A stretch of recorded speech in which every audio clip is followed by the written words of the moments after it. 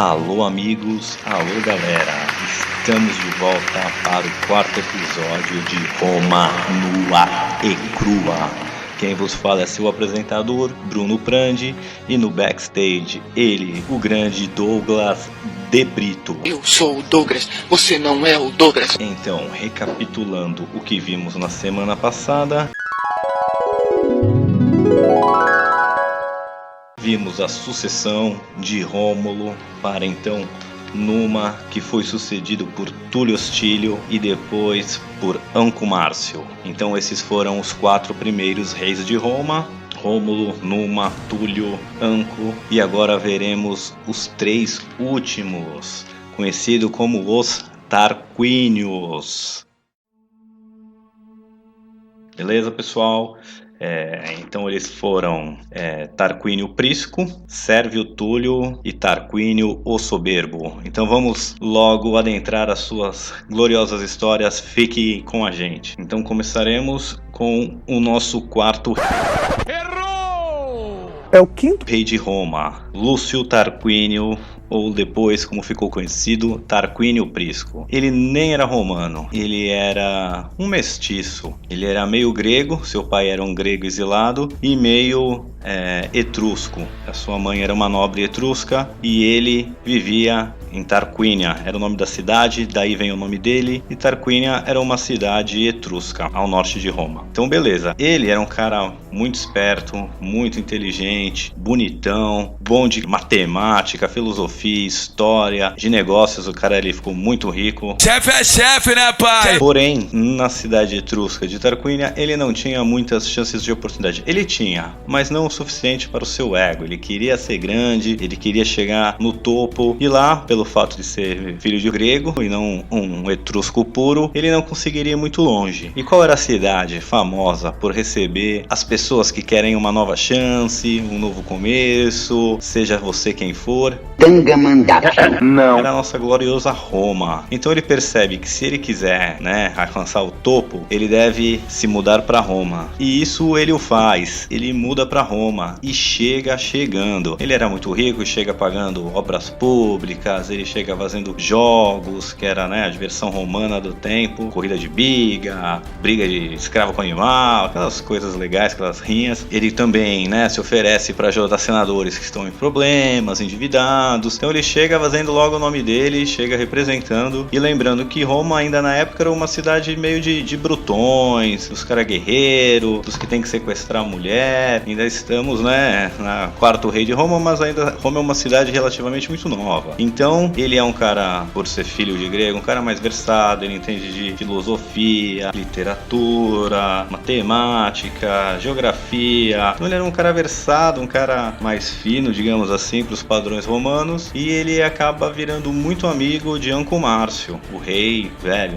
Ele se torna um conselheiro, ele se torna tão próximo que o rei Anco Márcio deixa a guarda dos seus filhos em sua mão. Ele era o cuidador oficial ali dos príncipes. Escolha muito acertada do rei, diga-se por sinal, porque o que acontece? Então assim que Anco Márcio bate as botas, então ele, como era o guardião, o tutor dos meninos, ele muito malandro, muito oportunista, o que ele faz? Ele, assim que Anco morre, ele chega pros filhos do falecido rei, fala, nossa, quer dizer, não sei o que ele falou exatamente, mas o que ele faz é o seguinte: ele despacha os meninos pra uma viagem de caça, tipo, cara, vai se recuperar, teu pai acabou de morrer, entendeu? Vocês precisam relaxar, sair com os amigos, viajar, acampar, andar de cavalo, fazer polichinelo, levar o garoto pra atravessar o rio, levantar pra Butaquara, caçar, entendeu? Vai lá esfriar a cabeça, vão curtir, já deixei tudo pago, tá aqui as passagens de carroça, tá aqui o arco e flecha pra vocês aí caçarem, a lança, toma minha vara de pescar, vai lá, despacha os herdeiros, os meninos. E assim que os príncipes estão nessa viagem,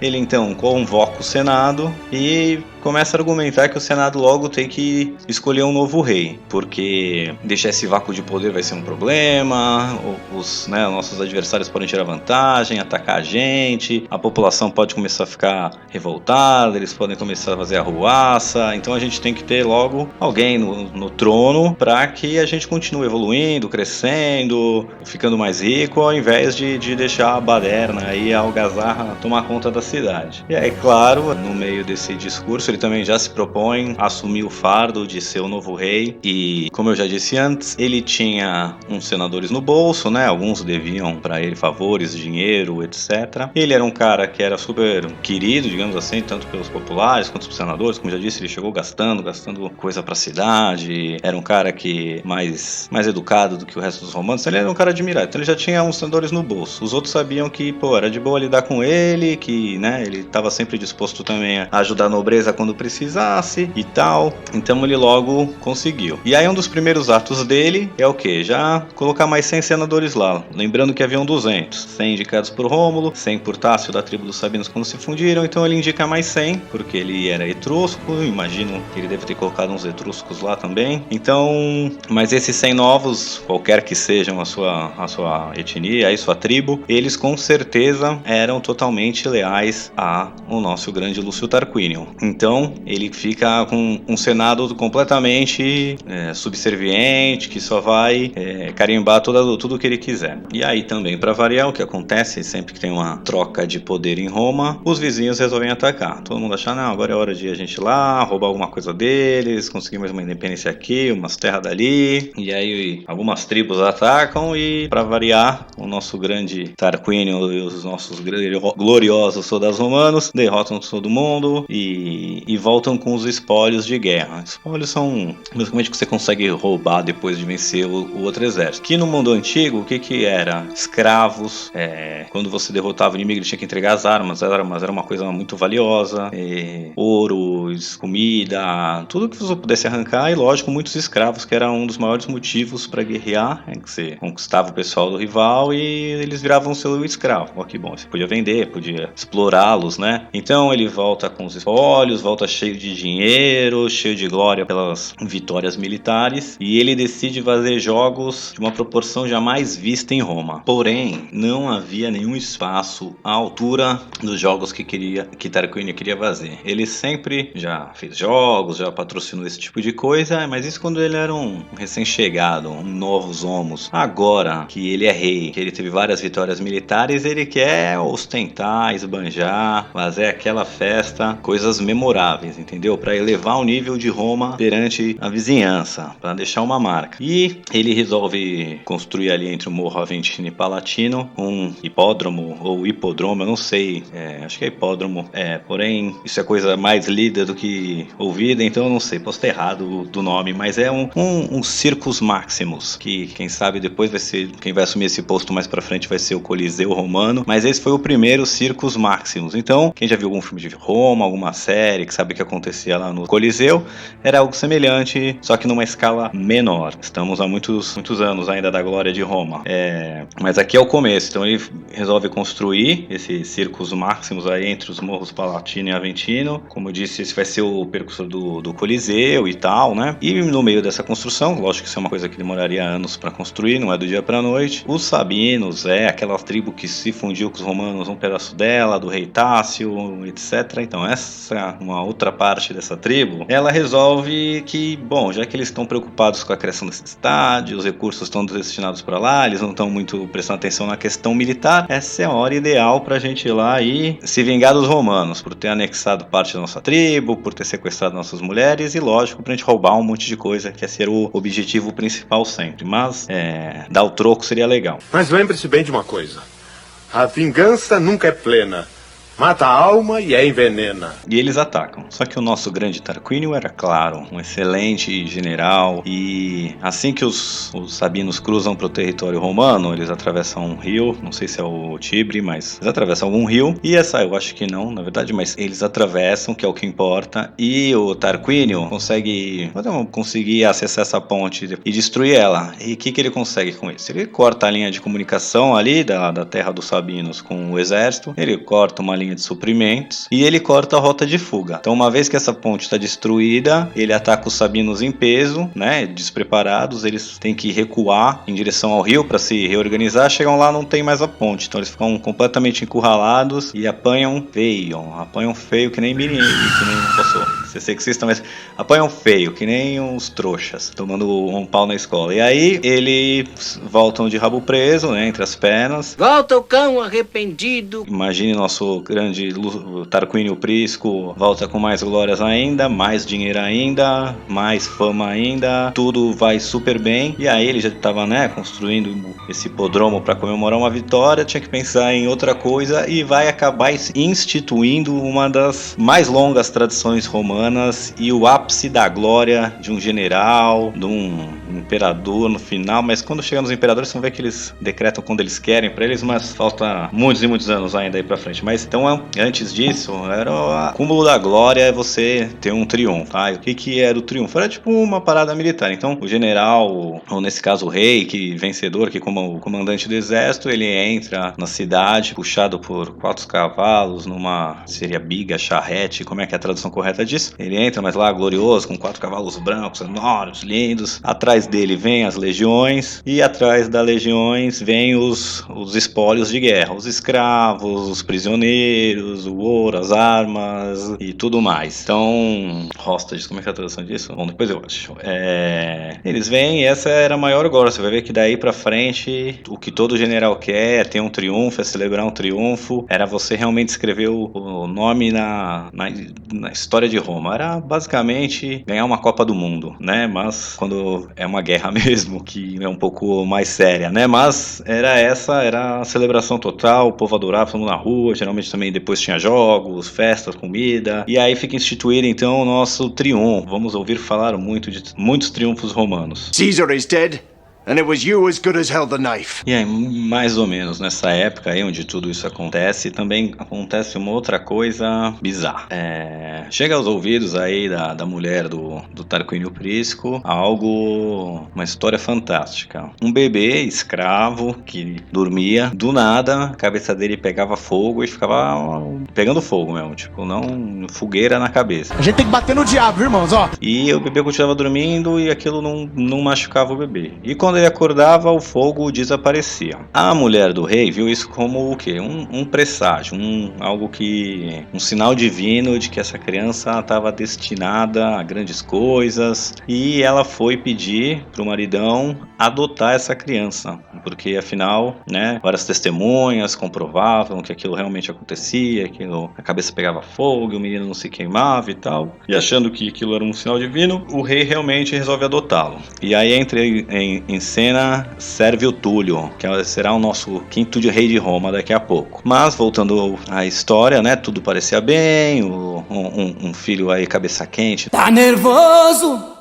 Vai pescar. Novo, ele também tinha filhos de sangue, então estava tudo garantido com os Tarquínios, mais glória impossível, vitórias militares maravilhosas, espólios de guerra, Roma subindo de nível ali na região, tudo parecia ótimo, mas tinha um probleminha. Lembra os filhos de Anco Márcio, aqueles que o Lúcio mandou numa viagem de caça, assim que o pai deles morreu? Então, eles não estavam muito satisfeitos com isso, porque eles achavam que, né, os direitos era deles, o trono era deles, por direito, afinal o papai era o rei, não um etrusco de fora aí chega e já quer sentar no trono, já quer ser rei. Então eles estavam bem pé da vida, lógico, ele também falou, pô, o cara ainda mandou a gente pra viagem, se aproveitou quando a gente estava fora para reunir o Senado, então eles tinham né, argumentos válidos. Aí eles bolam um plano que é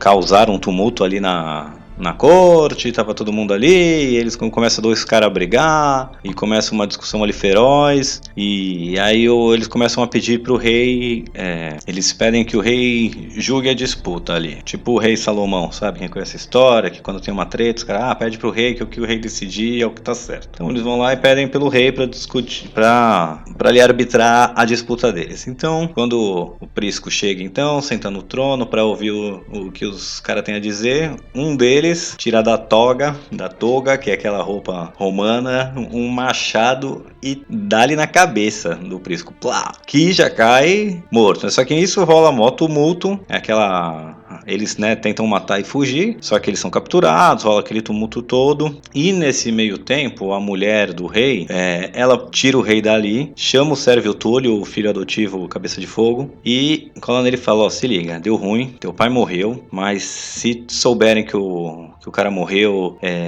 tu sabe quem, a mando de quem rolou isso, são os filhos do Unco Márcio, então eles não podem aceitar, eles não podem matar o rei e assumir o trono, então vamos fingir que o rei tá vivo, você fica fazendo as funções de rei por enquanto, dizendo que tá esquentando o trono até papai se recuperar, né? Porém, o cara já tava morto. Mas Sérvio Túlio decide com a história, então no meio do tumulto, ali eles saem ali na janela, na sacada ali do palácio, para avisar o pessoal: olha, o rei tá ferido, mas não foi nada, foi um arranhãozinho, ele sai com aquele, tem um pouco de idade, então vai se recuperar, já pus um band-aid, vou passar um mertiolate, então fiquem tranquilos. Mas, enquanto ele se recupera, tá aqui o Sérvio Túlio, ele vai ficar cumprindo as funções reais e a gente vai, né, cuidando do rei aqui. Logo, logo ele tá de volta e o Sérvio Túlio joga o jogo, finge que é rei, quando tem alguma decisão ele até dá os migué, preciso consultar com o rei, finge que vai falar com o pai antes de decidir. E os filhos do Unco Márcio, que tentaram assassinar, eles viram que dão ruim e fogem de Roma, né? Nem ficam lá, desaparecem da história de Roma para sempre. Então o Sérvio Túlio tá seguindo, já tá reinando, só que ainda no migué, para deixar registrado o ano então que ele morre. O Lúcio Tarquínio é 579 a.C. e ele reinou por 37 anos. E aí, continuando, então, o Sérvio Túlio, seu filho adotado, tá lá no lugar dele, fingindo que o rei tá se recuperando, enquanto ele já tá bem morto da Silva. E aí, nisso, veio uma cidade etrusca ao norte, que é a principal adversária romana, ainda tiver muita treta entre elas. Resolve que, esse interregnum, tá vendo meu latim? Se hoje eu te desse o termômetro da autoestima, como é que ela estaria? É um bom momento pra gente atacar. O rei tá mal, doente lá, o filho era um escravo, a gente vai acabar com eles, chegou o nosso momento de brilhar, vamos atacar os romanos. Então eles atacam e o Sérvio vai ao encontro, né? E ele humilha, quebra, destrói os etruscos, volta para Roma completamente aclamado, salvador da pátria. Nessa época, Veios era uma cidade ainda, vamos dizer, muito mais poderosa que Roma, então é como se ele tivesse dado um pau no bullying da escola, sabe? Todo mundo em choque, olha só, Sérvio Túlio é o cara, rei, Sérvio Túlio é o nosso rei. E aí quando o pessoal tá cantando isso, ele aproveita para falar: opa, sabe o que eu lembrei? Na real, papai, sabe, aquele que tinha tomado um arranhão, na verdade essa feridinha infeccionou e aí se agravou, ele pegou um febrão, morreu. Então, pessoal, continua o canto aí do ei, Sérvio Túlio é o nosso rei, porque agora ele vale mais do que nunca e ele se aproveita esse momento de glória para assumir o trono. Oh, my love, my life. Please die. Beleza, legal. Ele, muito esperto que muito destinado pelos deuses, como a gente viu, a cabeça dele pegava fogo e ele não se queimava, que coisa radical. Empolgante. Ele decide instaurar uma nova, não é tradição, como é que eu posso chamar, adjetivar essa coisa, substantivar essa coisa, vou chamar de uma das mais duradouras ferramentas burocráticas, que foi instaurar o censo, ou census em latim, que é o censo que acontece até hoje, que todos os países fazem, inclusive Brasil, Estados Unidos, que é quando o pessoal vai de porta em porta, entender o que as pessoas têm, como elas vivem, do que se alimentam, como elas trabalham, qual é a sua renda. E para que ele fez isso? Porque primeiro, Roma já tinha crescido um absurdo, já tinha várias e várias tribos que compunham o Roma, então ele queria entender quem que eram essas pessoas nessa cidade, quantos eram cidadãos, quantos eram escravos, saber tudo. E baseado nesse censo, ele divide a classe dos assiduai, ou que são os assíduos, os que podiam entrar no exército, ou seja, os que tinham alguma coisa, alguma terra. Então essa classe que é os donos de alguma coisa, ela é dividida em 5. E também teríamos os senadores, né, que já não precisava fazer o censo para entender, mas aí dividido em 5 classes. A nata da primeira classe era era uns cavaleiros, os equestres, tem algumas traduções diferentes, e eles eram o top, o creme de la creme da primeira classe ali, ficando abaixo apenas em prestígio, em poder, em tudo, apenas dos senadores. Acima, eles eram o top do top, quer dizer, o top e abaixo dos senadores. E daí para baixo, ainda dentro da primeira classe, os outros assiduários que podiam entrar no exército, eles eram divididos pelo quanto eles poderiam fornecer, né? Então a primeira classe tinha os equestres, que além de tudo podiam ter um cavalo, então os ricões dos ricões. Milhões! Mas abaixo deles tinham os que conseguiam comprar uma armadura completa, né? Escudo, protetor de tórax, capacete, espada, lança, protetor de perna, de genitália, das coisas todas. E assim ia descendo. Então a segunda classe conseguia comprar todas as coisas da primeira, mas não conseguia um protetor de tórax. Aí a terceira era, além do protetor de tórax, também não conseguia o da perna. Aí o quarto, a classe só precisava comprar uma lança. E a quinta classe é aqueles pobretões, mas que tem alguma coisa, né? O cara que tinha o terreninho dele, a fazendinha dele, o sítiozinho dele, e ele podia e conseguia prover umas pedras com estilingue. Quem já viu Davi e Golias ou conhece a história, sabe aqueles caras que tinha aquelas armas lá? Mas o cara era pobre e não conseguia nem comprar uma lança, então não conseguia comprar nada de metal. Então mas se ele tinha alguma coisa, ele entrava e ele ficava tipo arqueiro também, às vezes, os pobretão. E o resto da população toda, que era a grande maioria, eles não podiam servir no exército, né? Eles eram não tem nada para perder, não vai nem participar. E dentro dessas 5 classes, as pessoas, os homens, né, entre 18 e 40 anos, que serviam o exército quando necessário. Então o exército não era como hoje, que tem o pessoal do exército, não, que a pessoa ficava lá tomando conta da sua vida. Quando chegava a hora, ou alguém invadia, ou eles queriam brigar com alguém, eles eram convocados, faziam um exército aí, se juntavam e iam lá pra briga. Beleza? E essa divisão de classe também não era só para questões militares, né? Essa mesma divisão de classe também servia para questões políticas. Então, sempre que tinha que votar alguma coisa, foi criada a Assembleia das Cúrias, né? Lembra, não? O Rômulo criou a Assembleia das Cúrias e ela foi trocada pela Assembleia das Centúrias, que agora é onde estavam essas 5 classes aí de quem podia servir no exército. Então, a Assembleia das Centúrias é quem realmente elegia os magistrados, faziam tudo. E quem estava quem podia participar eram essas 5 classes. Porém, o jogo não era igual. Cada uma dessas classes tinha um número de votos, e a primeira classe e a segunda classe juntas, que eram os mais ricões, eles já conseguiam controlar tudo. Então, se a primeira e a segunda classe concordassem, basicamente estava feito. E essa primeira e segunda classe era composta quase sempre de patrícios, da nobreza. Então, as 3 outras classes, que onde já tinha plebeu mais rico, também já não opinava nada. E eles achavam isso super justo. Porque quando tem guerra, quem ia pra guerra era eles. Quem tinha que gastar com a guerra era eles. Quem deixava de trabalhar na terra era eles. Então, se eles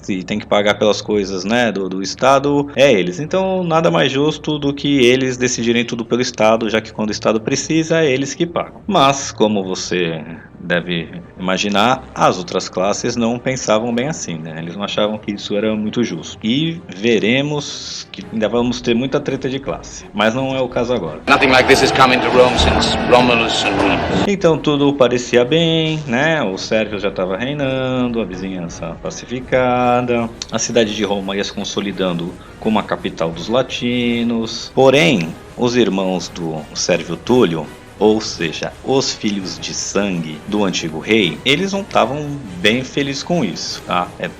Primeiro, o Sérvio assumiu o poder sem o Senado o eleger, então já era uma coisa que deixava a posição dele ruim. E outra, né? Ele era filho de escravo, ele não pertencia ali, não nasceu com sangue azul. E Sérvio Túlio, ele tinha 2 filhas, e ele achou que seria muito esperto da parte dele casá-las com os irmãos. É meio estranho, né? Bem incestuoso, mas eles não eram irmãos de sangue, então não fica nojento.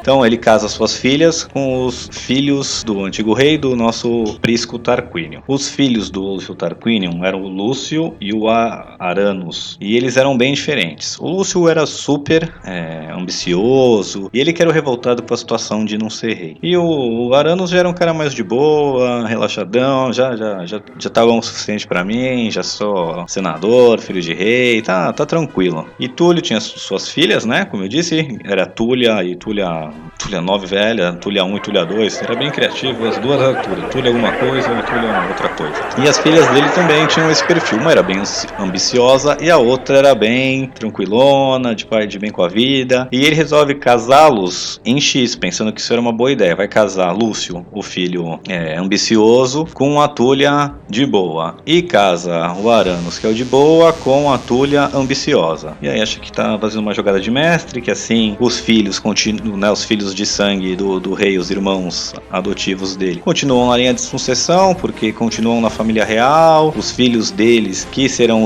os reis se eles não forem. Então ele acha que fez uma baita escolha. Porém, os filhos, né, o Lúcio, o ambicioso, e a Túlia ambiciosa, eles não ficam muito felizes com seus pares, e eles se admiram e se amam, vê, né, um no outro, e aí eles muito romanticamente decidem assassinar os seus cônjuges para poderem ficar juntinhos. Olha que lindo, que história de amor. Então eles vão lá, cada um mata o seu esposo, o seu cônjuge, e eles se unem e viram um casal. Ó que lindo. Só que aí eles começam uma campanha de difamação, a Túlia do pai, ele do irmão, dizendo, né, que ele só fez esse censo para saber o que cada um tinha, porque assim que der ele vai roubar todo mundo. Ele aponta o fato de o irmão não ter sido nem eleito, dizer que ele só estava lá por causa da Globo, e começa essa campanha. E quanto mais, né, as pessoas vão ouvindo, mais vai ganhando atenção, mais ele vai aumentando e escalando, digamos assim, a discórdia. E aí, certo dia, quando o Sérvio Túlio tá fora, o Lúcio malandramente senta no trono, manda reunir os senadores e começa, os senadores meio sem entender, ele começa a discursar, falar que o que ele já vinha fazendo, que Sérvio não merecia ser rei, que ele era o filho legítimo, que ele era só um escravo, que ele era o rei por direito, que o Senado não elegeu, ele usurpou o poder e e toda aquela história. E no meio desse discurso chega o Sérvio Túlio e que porcaria é essa aí? E aí começa aquela discussão, que vira uma treta generalizada, com cada um com seus apoiadores de um lado, e no meio dessa treta toda, alguém mata o Sérvio Túlio. Bateu, esticou as canelas, foi pro saco, morreu, e foi assim que ele passa da vida para a história, depois de reinar por 44 anos e morrer em 539 a.C. Caesar, as quickly as possible, you must set me alone on the throne of Egypt. E aí entra em cena o nosso último rei de Roma, ele, cena Lúcio o Soberbo, o último rei de Roma. Pelo nome, a gente já vê que não vem boa coisa. E pelo histórico de ter assassinado a esposa para casar com a irmã dela, que assassinou seu irmão. Então vamos lá. Ele era o exemplo do perfeito tirano. Sabe, o cara era vaidoso, arrogante, prepotente, não tava nem aí pra opinião dos senadores, do povo. O cara era realmente um nojo. Ele, logo que assume, já começa a perseguir todo mundo que apoiava o Sérvio Túlio, despacha os senadores, exila os senadores que apoiavam ele. Não põe ninguém no lugar. Ele ameaça no terror mesmo, e ele começa a concentrar todos os poderes nas suas mãos, todo o poder executivo, legislativo, judiciário, como eu disse, o perfeito tirano, né? E ele não tinha sido nem eleito, então, como posso dizer assim, a autoridade dele ainda era mais frágil, por isso ele ainda ficava mais violento. Qualquer um que dissesse que é gal, ele já logo exilava ou matava. Além disso, ele ainda tinha o hábito do quê? De confiscar os bens dos outros. E aí, não bastasse o terror doméstico, ele também queria provar que era o bambambam da vizinhança. Então, certa vez ele convoca aí um conselho das cidades latinas, chama os nobres da região e deixa eles lá plantados esperando por horas e horas. E aí um deles começa a reclamar que, pô, o cara tá de palhaçada, eles estão fazendo a gente ficar esperando aqui pra mostrar que ele que manda, que ele é o bambambam. No meio que o cara tá fazendo essa reclamação, quem surge? O Lúcio, e ele nota quem que foi o reclamão. E aí ele começa, né, o conselho lá, nada muito, não tinha muito nada pra discutir, era só pra provar mesmo isso. Só que aí quando acaba a reunião, ele consegue subornar um escravo daquele nobre que falou contra ele, pra ele esconder uma caixa de arma nos aposentos ali do reclamão. E aí ele deixa passar um tempo e depois convoca todo mundo de novo. E aí diz que descobriu uma conspiração, uma trama para assassiná-lo, e aponta que quem era o chefe da conspiração ali é o nobre reclamão, que reclamou dele. Seu filho da puta! E aí fica naquela, eles, né, vão até os aposentos do cara, acham a caixa de armas lá que o escravo dele plantou, e aí isso é o suficiente para o Lúcio Soberbo querer executar o cara, faca na caveira. E aí, né, ele consegue ir governando desse jeito, não agradando ninguém, mas todo mundo com medo. Então já cria ser aquela antipatia, todo mundo estava esperando quem que ia dar o fim nesse cabra. E surge o nosso herói, ou o nosso anti-herói, o Sexto, ou Sextus em latim, o filho do Lúcio Soberbo. E ele como pai, né, imagine com um pai tão gente fina, ou imagine o que vem, né, filho de peixe, peixinho é. E uma vez ele tá numa festa lá, na casa de um oficial do exército, o Colatino, e lá ele conhece a Lucrécia, a dama da casa, e ele pira na tchutchuca. Ela era Lucrécia, ela era o exemplo de beleza romana, e ele fica piradão na dela, e ele acha que, né, se ele quer, ele pode ter. Então quando o pai e o marido estão em campanhas militares ali num cerco a uma cidade vizinha de Roma ali, ele aproveita para fazer uma visitinha. Então ele passa lá na casa da Lucrécia, oi Lucrécia, vem aqui, e dá aquela estuprada básica. E sai fora se sentindo garanhão, eu quero, eu tenho, ela mereceu, tava de shortinhos, então toma essa estuprada aí, Lucrécia. E sai achando que tá abalando. E aí, enquanto o Colatino voltava para casa lá com outros dois, o Urbano e o Lúcio, um mensageiro vem e fala para ele se apressar, que aconteceu alguma coisa, e eles voltam correndo, chegam em casa, a Lucrécia conta o que houve, né, que tinha sido estuprada pelo sexo e tal, e por causa da vergonha e da desonra, ela vai e se mata, dá uma adagada, uma facada no coração e morre. O pai e o noivo lá ficam bem pé da vida, como é de se esperar. Eles voltam para a cidade onde está o exército, lá, a cidade de Ardium, e fala pro exército o que houve, dá um discurso mesmo para inflamar as massas ali. Todo mundo já estava bem pé da vida lá com os Tarquínios, e ele consegue convencer o exército a marchar para a cidade para expulsar os Tarquínios. E aí ele vai e ninguém tenta parar, né, porque ninguém já gostava do cara mesmo. O Sexto foge para não morrer. O pai que estava fora,